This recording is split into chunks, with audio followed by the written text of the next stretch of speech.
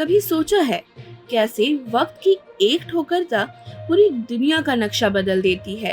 कैसे एक संघर्ष इतिहास की धारा को मोड़ देता है?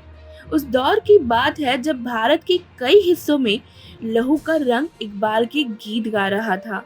कुछ लोग चुप थे तो कुछ ऐसे थे जिनकी आवाजें सदियों बाद भी गूंजती है। एक ऐसा ही दिन जब बगावत की ज्वाला धधक रही थी और उस आग में एक शहर को फिर से जीत लिया गया था। नमस्कार, आप देख रहे हैं द एसबी प्रेस। आज हम आपको बताएंगे 20 सितंबर 1857 की वो ऐतिहासिक घटना जब अंग्रेजी सेना ने बगावत कर रहे सिपाहियों से दिल्ली को वापस जीत लिया। इसे हम भारतीय स्वतंत्रता संग्राम की पहली चिंगारी कह सकते हैं, जिसे 1857 की क्रांति के नाम से जाना गया। जब ब्रिटिश सेना ने दिल्ली पर कब्जा किया तो ये सिर्फ एक शहर की हार या जीत नहीं थी, ये एक विचारधारा की जीत थी और दूसरों की हार। लेकिन क्या आपको पता है कि उस समय ब्रिटिश सेना के लिए दिल्ली जीतना इतना आसान नहीं था?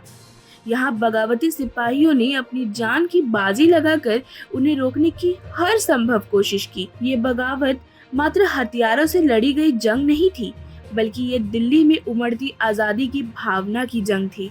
दिल्ली को वापस पाने के बाद अंग्रेजों ने उस शहर को पुनः संगठित करने का काम किया, लेकिन शहर में कई हिस्सों में तबाही और दुख का मंजर देखा गया। बगावत करने वाले सिपाहियों के साथ साथ आम नागरिकों ने भी इस संघर्ष में अपनी परिवार, घर और सपनों को खो दिया। दिल्ली की इस जीत ने ब्रिटिश हुकूमत को मजबूत किया, लेकिन इस क्रांति की चिंगारी बुझी नहीं थी। ये तो बस शुरुआत थी उस ज्वाला की जिसने आगे जाकर पूरे देश को आज़ादी के संघर्ष में झोंक दिया।